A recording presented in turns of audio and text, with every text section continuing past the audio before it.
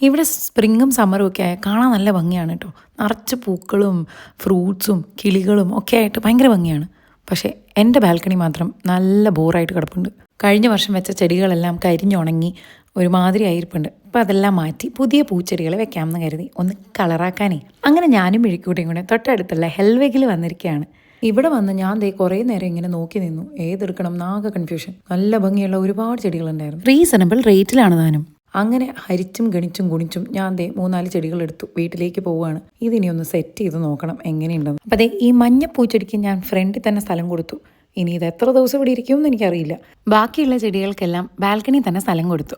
അവിടെ പൂച്ചെടി വാങ്ങിക്കാൻ പോയതാണെങ്കിലും എൻ്റെ മനം കവർന്ന് ഞാനിങ്ങ് എടുത്തുകൊണ്ട് പോകുന്നത് ഈ ഒരു ഐറ്റത്തെ കണ്ടോ, നമ്മുടെ മിൻറ്റ് ചെടി. പുതിന നല്ല മണം ഉണ്ടായിരുന്നു കേട്ടോ. പല വെറൈറ്റി പുതിനകൾ അവിടെ ഉണ്ടായിരുന്നു. സ്ട്രോബെറിയുടെ മണമുള്ള പുതിന വരെ ഞാൻ കണ്ടു. അങ്ങനെ വാങ്ങിയ പൂച്ചെടികളൊക്കെ അവിടെ ഇവിടെയൊക്കെ ആയിട്ട് എല്ലാം സെറ്റ് ചെയ്തു. വിൻ്റർ ആകുമ്പോഴത്തേക്കും ഇതെല്ലാം കരിഞ്ഞുണങ്ങി പോകും എന്നുള്ള വാസ്തവം ഉൾക്കൊണ്ടുകൊണ്ട് എല്ലാത്തിനെയും ഞാൻ നോക്കി ഒന്ന് സഹതപിച്ചു.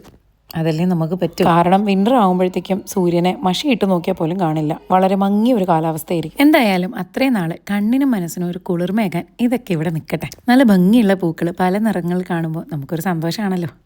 ഒരു ആത്മസംതൃപ്തി.